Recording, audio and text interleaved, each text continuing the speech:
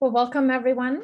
My name is Stephanie Friedhoff. I'm a professor of the Practice and Strategy Director here at the Brown University School of Public Health. Welcome to our media briefing with Dr. Ashish Jha, Dean of the Brown School of Public Health.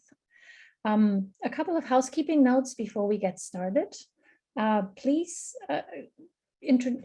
change your name in the Zoom rename function so we know who you are and especially which outlet you're from. Please stay muted until you ask a question.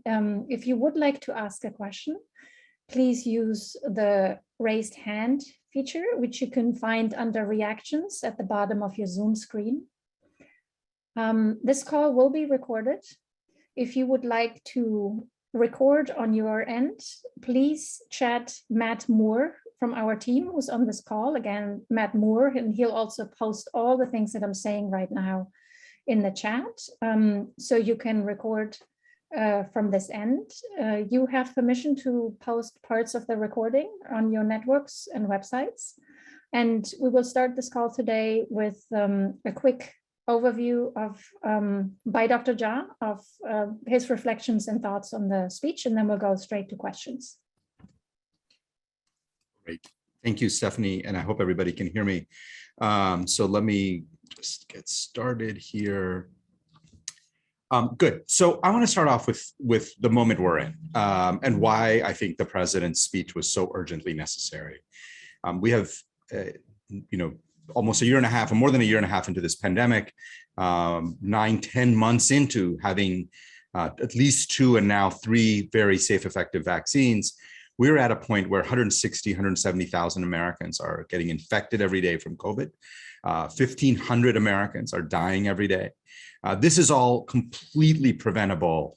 This is not 2020. We are no longer at the mercy of the virus. We have all the tools to get this under control. And yet we are in a very bad situation where thousands of kids are getting infected, kids are ending up in the hospital. And as I said, 1,500 Americans are dying. Because the pandemic is now in the second half of the second year, people are getting tired of social restrictions. People are struggling with social distancing and avoiding crowds and consistently wearing masks, though those remain important tools for fighting this pandemic. And people are looking for a way out. And I think as opposed to last year, when we were all awaiting a cavalry of vaccines to arrive and save us, people have come to realize there is no other cavalry coming. We've got to get this pandemic under control with the tools we have. I think there's also been a lot of very muddy communication and poor reporting about the vaccines, undermining their effectiveness and suggesting to people that somehow these vaccines are not effective or that they don't prevent transmission. While the truth is that while we need to employ multiple public health tools, vaccines remain our most potent tool for getting this pandemic behind us.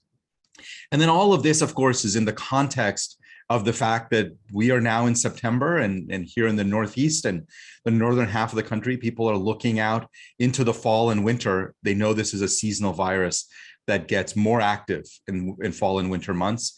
As the weather gets colder, people spend more time indoors. And I think a lot of people are feeling a sense of concern about where the country is heading with this pandemic. And this was absolutely an essential moment for presidential leadership, and we needed action.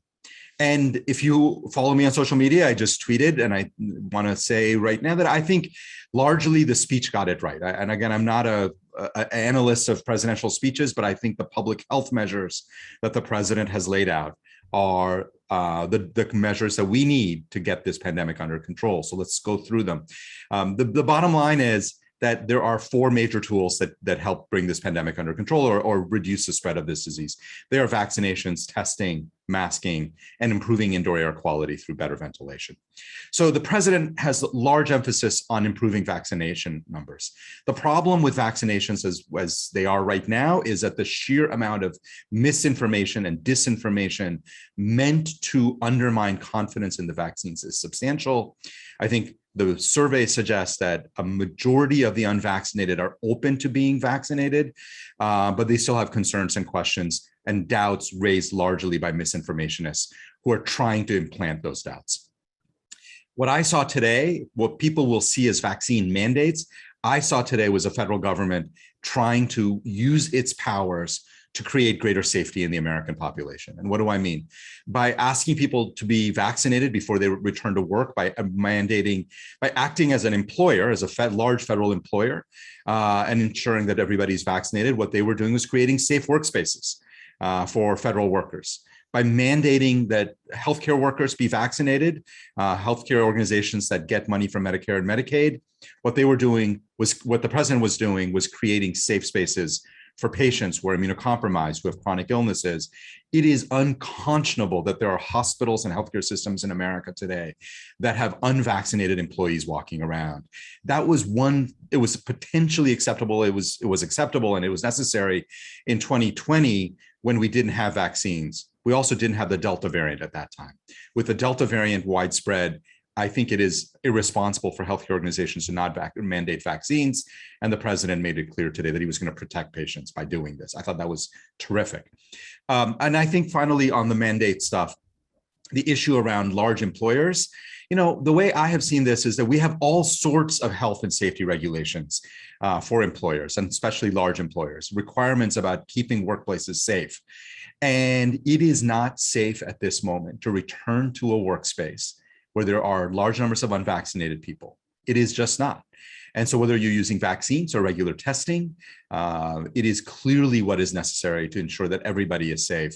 While I appreciate the rights of people who choose not to be vaccinated, people also have a right to be able to go to work and not get infected, not get sick, and not die. And I think protecting those rights are every bit as important. So I thought the vaccine mandates in general were good. I thought there were places where I wish the president had gone. I had wanted to see mandates for colleges and universities who take federal dollars. There's plenty of precedents for that. The president did not do that. I was disappointed with that. But I think that could have been helpful. There was also the potential that the president could have required vaccines for federal travel or interstate travel. They chose not to. I think the data suggests that interstate travel itself is not a major source of spread, and I can understand the choice not to. It would have made a big difference, and I wish the White House had considered it. I want to talk about a couple other things, then I'll stop talking. I think the big news out of today, the really, really important news, the game changer, which is not a phrase I use lightly, is about testing. Our country has failed to deploy tests in a way that really can bring this pandemic under control. That was a failure initially under the Trump administration, and I believe the Biden administration has not done anywhere near enough on testing. We need cheap, ubiquitous testing, antigen tests, other types of cheap tests that return results quickly. There is plenty of reasons, data, experience, to indicate that if these were widely available, it would make a dramatic difference in reducing infection numbers across our country. They are not.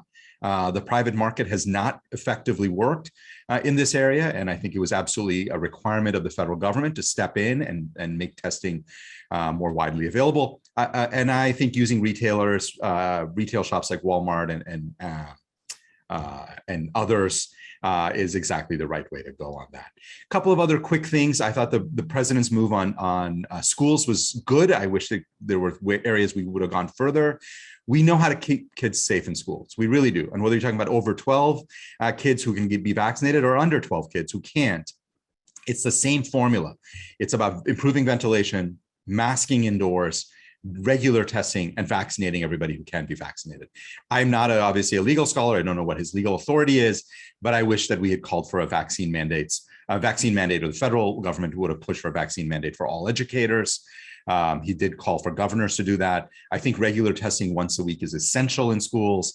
I think allowing local communities to make decisions about what's right for them on indoor masking is critical, though I personally believe that indoor masking should be everywhere. And then improvements in ventilation. There's been a lot of money from the federal government to schools to improve ventilation.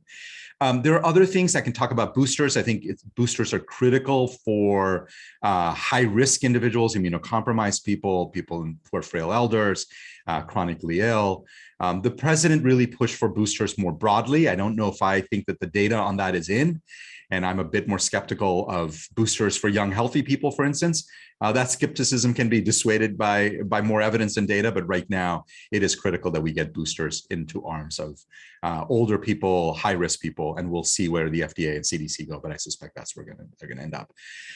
There's a bunch of other things. I don't want to keep going through the whole plan, but those were the highlights of the plan. And I think if we implement all of this and if we get widespread testing available, we get more people vaccinated, we do boosters for people who are high risk, we really can turn this pandemic around in very meaningful ways and have a fall and winter that's far less risky, far less scary, far less deadly. And that is the opportunity in front of us, and it's an opportunity we have to seize. All right, let me stop talking, and I'm happy to take questions. And I think Stephanie is going to help lead us with the questions. Yes, indeed, I'll be moderating the questions. Thank you, Ashish. Quickly, again, raise your hand or put your question in the chat if you'd like to ask one. Please also do let me know which outlet you're from. Either rename yourself or put it in the chat. First question comes from Brenda Goodman at Medscape. Hi, Dr. Jha. Thank you so much for being available. I'm wondering about historical precedent for these mandates. Have we ever seen anything like it before in the US? Do you know? And then what would be a good outcome from these measures? I'm wondering what the ultimate US goal should be for the pandemic at this point, in your opinion. Yeah. So certainly vaccine mandates are common in many places. And whether I think about as a physician, my hospital has required that I get a flu shot every single year. And if I don't, I actually am not allowed to practice in the hospital. So mandates are not new, and we have them in lots of places. The question of federal government pushing these mandates, I am less aware of vaccine mandates in that context, but I would argue we also have not seen a health crisis of this magnitude in over a century. Health crises that are truly outstanding require action that is also truly outstanding. So I think my sense is well within the purview of the government, and they were absolutely right to do it because this is what is needed for this moment. I'm sorry, you had another, what is the goal? What we need to get to, and again, this is a moving target, but what we need to get to is probably 85 to 90% population immunity. And that's going to be immunity both from vaccines and from infections before that really begins to have a substantial dampening effect on virus spread. And the reason is that high a number is because Delta is an incredibly contagious version of this virus. So given that that's where we need to get to, there is not a community in America, or certainly not a state in America I know of, that has population immunity at that level. Even places like South Dakota, which have had just horrendous infection numbers, and they're pretty average on vaccinations, probably are only at about 70, 75%, maybe 75% immunity. Even they need substantial ramping up. Obviously, if we let the virus spread, and that will also achieve high levels of population immunity, it will come at the cost of killing a lot of people and really shutting down our hospitals. So we should target for, I think, very high levels of population vaccination. Again, another thing that'll help is when kids can get vaccinated, kids under 12, that will also boost population immunity. Thank you. Thank you. Next question is from Suzanne Kelleher from Forbes.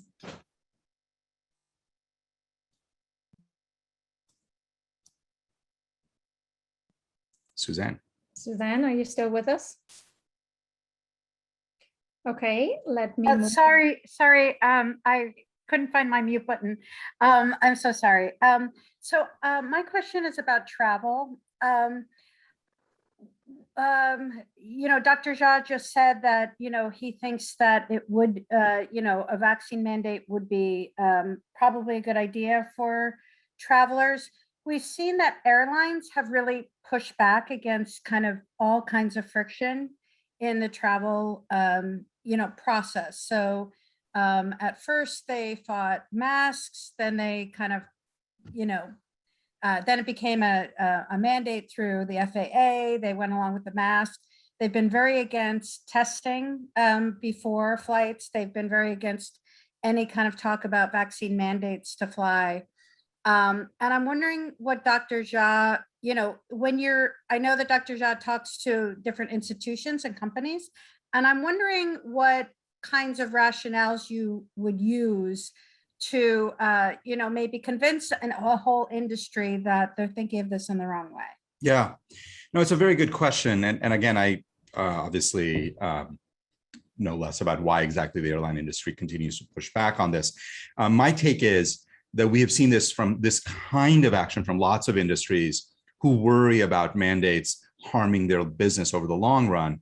Whereas what we really believe, and I think, for instance, if you think about the smoking bans in bars, and there was a lot of pushback from the restaurant industry, but all the evidence suggests that when you ban smoking inside restaurants and bars, the number of people who stopped going to bars and restaurants was small, but actually more than made up by people who actually then started going to restaurants and bars because it became a more pleasant and safer experience. I personally think that is the argument that needs to be made, and I think it's the right argument. That for instance, I have traveled, once during the pandemic. I understand many Americans are getting back on the airplane, but there's so many Americans who have chosen not to fly because they're not convinced that it is safe. And if there were vaccine mandates along with masking and other measures, it would create a level of safety that would bring a lot more customers in. And I think it would more than make up for people who chose not to travel. So that would be the argument. I think there's precedence for that. And again, as I said, I don't think this is the biggest issue, but I do think it would have made a difference. And I wish the president had included it. Thank you. Thank you. Next question is from John Daly with Colorado Public Radio. Hi, Dr. Jha. Thanks for taking our questions. Two things. One, you might have seen some of the video from the sporting events over the weekend, very crowded outdoor stadiums packed with especially football fans. How risky is that? And would you go to a game right now? And then questions on schools. Should governors issue mask mandates in schools? And should schools have dashboards to say what's going on with cases within those districts? Great. Thank you.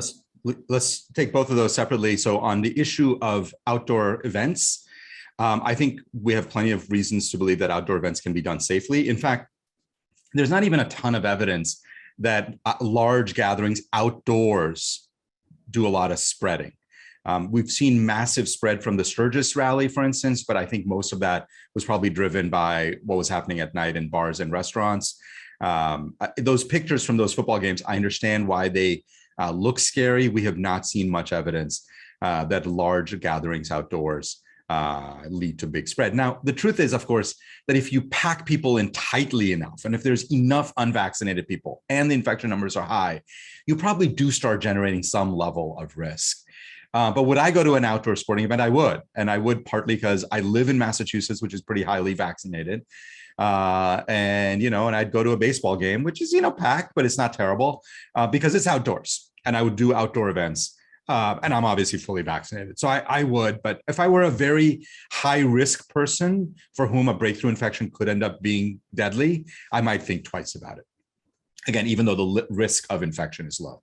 In terms of schools, I'm trying to think about your question one was about mask mandates.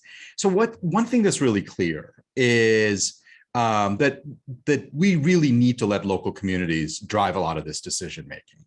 And I think when governors block local communities from making decisions, that to me is really irresponsible. And if a local community chooses to have an indoor mask mandate for their students and faculty, staff, I think that is absolutely necessary. Now, if you ask the question, what's the data on indoor masking for kids? This has been surprisingly controversial. Let's be very clear. Indoor masking for kids in schools, the data is good, not great. It's not overwhelming. It's not a slam dunk, but it clearly leans towards it. And if our goal is to get kids back to school safely, and if our goal is to not have large outbreaks in schools that will shut things down again, then masking is one part of a multi-pronged strategy that I think makes a lot of sense. And personally, I would be very happy to see governors just do statewide mask mandates.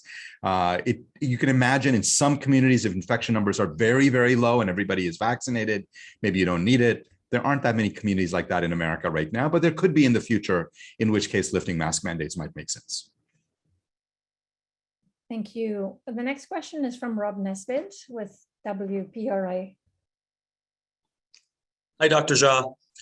My question is, when with vaccine hesitancy here in Rhode Island, the governor has already said that there'll be requirements for healthcare workers to get the vaccine.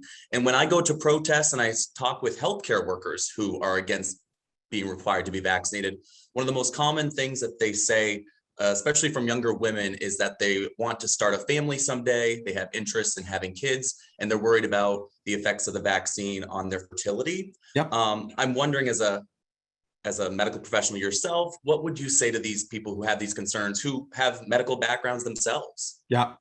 Yeah, what's interesting is that the issue, first of all, let's be very, very clear. There is zero evidence that vaccines affect fertility.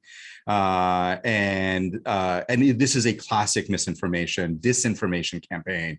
And basically we see this with all vaccines. We see this with, is that because fertility is such a deeply personal issue, and because it's an issue that creates so much anxiety and concern for so many people, men and women, it's a classic target for misinformationists. And so when I have spoken to people, I share with them that there is no evidence whatsoever that it causes any problems with infertility. It's a classic argument that misinformationists use, and it makes sense, right, for them to use it, because it's hard to verify. I mean, if I often say, if misinformationists argued that, like, if you got a vaccine, you'd grow a third arm, that's just easily verifiably wrong. But when they make up things like you're going to have problems with fertility, it's hard to actually disprove it. And the studies you need to show that there are no negative effects in fertility are large studies that will take a while. But this is a classic campaign that comes up against in every vaccine. So I think you got to lead people with the data and the science that says there's no evidence behind this. It doesn't even make any logical sense that it would, given how this vaccine works, and that people should feel confident getting vaccinated, knowing that it is that there's really no reason to think it's going to affect fertility. Thank you, Ashish. Next question comes from Matt Stevens, NBC 10. Hi, Dr. Jha. I appreciate your time. I got two. I got one on schools and just one on the virus in general. First, in schools, we're hearing a couple of districts in your home state of Rhode Island, they're doing travel restrictions. They're making students who are unvaccinated, primarily elementary school students who travel out of state, quarantine once they come back. I was just seeing if you think that's something that's a good idea or that may be too far at that stage. And then my second question is, how do we get to where the pandemic ends? I know you mentioned the 4 tools, but is this ever going to disappear, or are we more looking at an endemic situation? Yeah, good questions. So in terms of quarantines, I have to look at specifically the rules, but the big picture bottom line is that we now have the tools, so we don't have to be doing a whole lot of quarantining. If you've had a high level exposure, that's a different issue. But for somebody who travels from abroad, we can do daily rapid testing. There are protocols that actually should allow kids to get back to school quite safely. So I'm unconvinced that just general travel leading to long quarantines is necessary, and there are ways out of it using regular testing. In terms of how this pandemic ends, there is a famous line that says, pandemics end with a whimper, not with a bang. And the idea is there will not be a day when somebody will, wave a flag and say the pandemic is over, and then everybody will go celebrate. Like, pandemics tend to fade. Is this going to become an endemic disease? Absolutely. Like, we're not going to eradicate SARS-CoV-2. I don't think that's a realistic option. It will become endemic. And basically, it's going to end the day that we have kind of achieved enough level of population immunity that the virus essentially becomes a nuisance and no longer a threat. And that will happen. And that will happen because most people will either be vaccinated or have been infected. And we will have pockets of vulnerable people. And so I worry that we will have pockets of communities that will still be vulnerable to large outbreaks and illness. But over time, this virus and its impacts will begin to fade into the background. There are things we can do to speed that up. We'll get more people vaccinated, use testing as a way to stop and prevent large outbreaks. In really high-risk situations, think about wearing masks, improve indoor quality, air quality, all the stuff. If we do all of that, the pandemic does not need to dominate our lives. We can get to a point, and I suspect many of us will. Well, there will be a point, hopefully in earlier part of 2022 than others, where you'll wake up one morning and think, wow, I haven't thought about the pandemic in a few days or in a couple of weeks. That will come, but how quickly that comes and how many people get sick and die between this moment and that is totally up to us. Excellent. Next question is from Felice Fryer from the Boston Globe. Hi, thanks. Thanks for taking my question. Dr. Jha, I was wondering why you are content with the requirement that employers with more than 100 employees can give them an option of testing instead of just requiring vaccination for everyone. Is testing really good enough? Yeah, it's a very good question, Felice. And I think if I had, I shouldn't say I am content. I mean, it's so much better than what we have right now. Mm-hmm. If I had my choice, I would just do a vaccine requirement. No doubt about it. The allowing for the testing option, I think, increases the risk. It's not as good as having a vaccine requirement, but it also reduces the friction that employers will feel in implementing this. In terms of whether it's good enough, there's actually pretty good data that even weekly testing can substantially reduce spread within a community or within a workplace or within a school. Most of the data actually comes from colleges and universities, but there is evidence that even once a week can make a difference. If it's a small number of people who are unvaccinated getting tested once a week, throw that in with a highly vaccinated rest of the population. It's a pretty safe work environment. Would I like it a little better? Yes, I would. Would I rather just have a straight up vaccine requirement for everybody? I would prefer that, but I thought this was a huge step forward.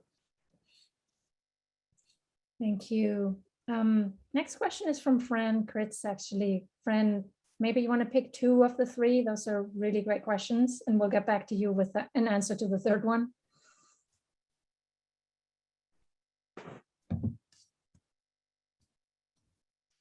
Is Fran not Sorry, here? here I am. I'm here. Thank you. I will. So Dr. Jha, thank you for the call. One question is, at least 2 million people have already gotten boosters. By the time the FDA has its meeting next week, it might be 2.3 million people. People are kind of freelancing their own health with a vaccine. How could that have been stopped? Was the or should someone make a pharmacy start giving them out now? We're going to have it if the FDA comes out and says this isn't a good idea. We're going to have an awful lot of people, and it's not going to be quite that black and white. But I wonder if you could speak to that. How we just have people. Yep. No, it's a very good question, and I have to say, on a personal level, I was at a gathering outdoors last week at a dinner. And I did an informal poll of about 50 people who were there, and a quarter of the people in the room had gotten a booster. And I was stunned. I have not. And what I realized is that, in fact, not only is there freelancing happening, it's not happening randomly. It is wealthier people, it is more highly educated people who are going out and getting boosters on their own. And so there is an issue here, which is that the longer we wait, the more we will see a widening gap between who gets boosters and who doesn't. And so that's one problem. Another issue is the process here. And there has been question about should the White House have come out and even talked about boosters before the FDA authorized it and before the CDC recommended it. And I think there are two things. One is the science on boosters really is starting to become pretty clear, especially for older people, frail people, as I laid out earlier. And so what the White House is saying in their words is, look, we're just getting a plan ready because we don't want to be caught flat-footed the day FDA approves. What they're also doing, and this is now my reading into it, what they're also doing is saying, look, the science on this is pretty clear, and we're not going to completely just wait for the process. Process is very important. In the middle of a major health crisis where 1,500 people are dying every day, sometimes you want to push the process in certain directions. Personally, I would like to see certain actions from the White House around this. I think it is unbelievable to me that we do not have a permanent director of the FDA. We need an FDA commissioner and and a permanent one would make an enormous difference in moving the agency faster. The agency has not been stellar in its speed and in its management of critical issues in this pandemic, and it continues not to be. I think there continues to be problems. And I see this as a little bit of the White House pushing the FDA by essentially creating a fait accompli. This is not how we would ideally like to do things, but in a pandemic, I would rather have this than to delay, create greater gaps between wealthy and poor people in terms of who gets boosters, and allow more people to get sick and die. Thank you. And one last quick question, and that is that people seem very surprised that they can get that they'll be vaccinated and they will get any kind of disease, severe disease, mild disease. And in all, when there's response by public health leaders, what they say is, these vaccines were never going to prevent all disease.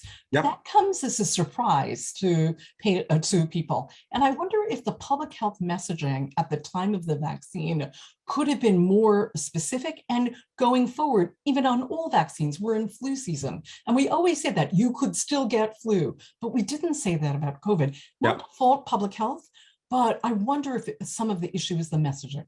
I think you're absolutely right. I do think, by the way, and of course, as soon as I say that, I start thinking about my own messaging. And I think I did not do a good enough job messaging that in fact, we expect the way your immune system works, we expect antibody levels to wane over time. That is actually normal. We see that with every single disease, every single vaccine, and actually every single disease, that immunity always wanes, or antibody levels always wane. And that means that if we get a far more contagious variant, your chances of having a breakthrough infection is going to go up. We should have telegraphed that, and we should have emphasized more clearly hospitalizations and deaths are the goal. I think we did try some, and I certainly tried some, but this is not an excuse. I think that we in the public health community did not do a very good job, and we probably set unrealistic expectations and really unachievable expectations of what the vaccine could accomplish. Last thing I will quickly say is, if you go back to late June, early July, there were not that many breakthrough infections. Infection numbers were way down. Part of what has happened here is the Delta variant. And part of it is that a third of Americans, now down to about a quarter of Americans, still are choosing not to be vaccinated. And the Delta variant is just causing such a massive spike in cases that most of the breakthrough infections really represent the spillover effect on the vaccinated. If we didn't have the Delta variant, I don't think we'd be seeing a lot of breakthroughs, and the messaging might have held up a bit better, but no doubt about it, and no excuses. We all could have done better on that. Thank you. Thank you. So we don't have a lot of time left. Jaden and Courtney, Jaden, why don't you go first? We'll take the next two questions, and then we'll let Dr. Jha answer and close it out. All righty, sounds good. So my first question is, I know you talked a little bit about it, but just how significant is President Biden's announcement with regard to the spread of the Delta variant? And then additionally, what does the fall look like in terms of COVID-19? Yeah, great question. So I think it's significant. And, there were a lot of people who were thinking, oh, this is only going to be federal workers. This is not just federal workers, right? It is much broader than that. It's healthcare workers. It's large employers. I think the vaccine mandates themselves are going to substantially drive up vaccinations. I think you're going to see some pushback from certain corners. I appreciate that, but the bottom line is the experience of vaccine mandates has been that most people get vaccinated. We saw that early on from Houston Methodist in Houston, Texas, where greater than 99.5%, I think, of all employees got vaccinated. That has been our experience at Brown University, where we put in a vaccine mandate for everybody, and I think it's about 99% of people have gotten vaccinated. 1 or 2% of people have gotten an exemption, religious exemption or medical one, I guess. But the point is, these things largely work. People don't love them always, but they work. And what we need is things that work right now. So I actually think it will make a big difference. And I also think, in terms of thinking about the fall and winter, the tool that I want most beyond vaccines is widespread availability of rapid testing. And the president's plan and what he's laid out, now we got to see how he delivers on it. I actually think it probably doesn't do enough, and we need more testing than what the president has laid out. We need to be doing millions and millions of these antigen tests every day, given that we have a population of 330 million. But if the tests really do show up and are really there and are cheap and ubiquitous, I think that will make an enormous difference as we go into the fall and winter. And Courtney, do you quickly want to ask your question? Yes, I was wondering if you had an opinion on how overwhelmed ER should be handling triaging people coming in, those vaccinated versus those unvaccinated. Yeah. I understand the anger and frustration that many physicians feel. And I recently did clinical service, was back in the hospital, and I felt some of that frustration too, of seeing unvaccinated people in the hospital. We can't give in to that anger, and we can't give in to making triage decisions based on people's vaccination status. It is, to say that it is a slippery slope, a slippery moral slope, is an understatement. We don't do that for smokers. We don't say, well, we're not going to take care of a heart attack patient who smoked. I just think unvaccinated people, I wish, of course, that they got vaccinated. It would make an enormous difference. I want policy interventions, but individual blaming and refusing to provide care for people is, in my mind, completely beyond the pale of what is acceptable. Now, what about triaging? Would you put a unvaccinated person slightly behind a vaccinated person? I would not.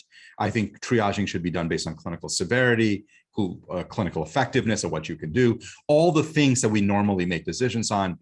The unvaccinated, as frustrating as it is, are people, they're members of our community, our fellow citizens, and they need to be treated with the respect that they deserve. So I understand the temptation at times. I think it would be a grave mistake for hospitals, for physicians, to make triaging decisions based on people's vaccine status.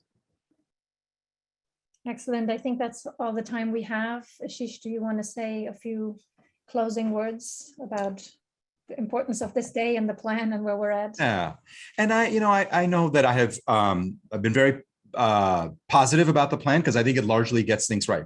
Again, not every part of it. I think there are issues that had come in a bit differently. I wish there were certain things that the administration had done more, and some of it I wish they had done a bit earlier, to be perfectly honest.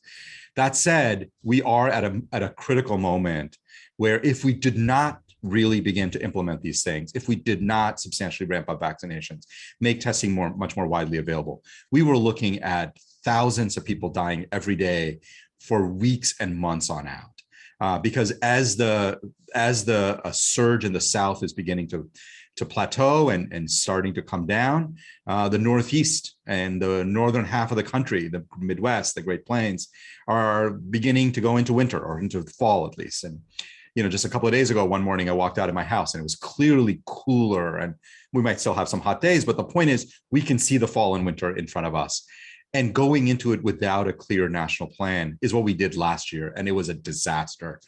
And this year, it is completely unacceptable. I mean, I'd argue it was unacceptable last year. We knew a lot, but this year, completely unacceptable, given that we have all the tools to prevent it. I was happy to see the president deploy those tools. The federal government's got to be clearly an important part of this. There's much more work to do, but if we implement the things that the president talked about today, I think we can look forward to a far better fall and winter this year than we had last year. And we can look forward to a 2022 where we can spend days, maybe even weeks, and not think about the pandemic. It won't happen naturally. It will happen if we do the kinds of things that we heard about today. Thank you. Thank you all. We'll be sharing a recording and the transcript of the call today, and see you in the near future on one of these calls. Thank you. Thank you.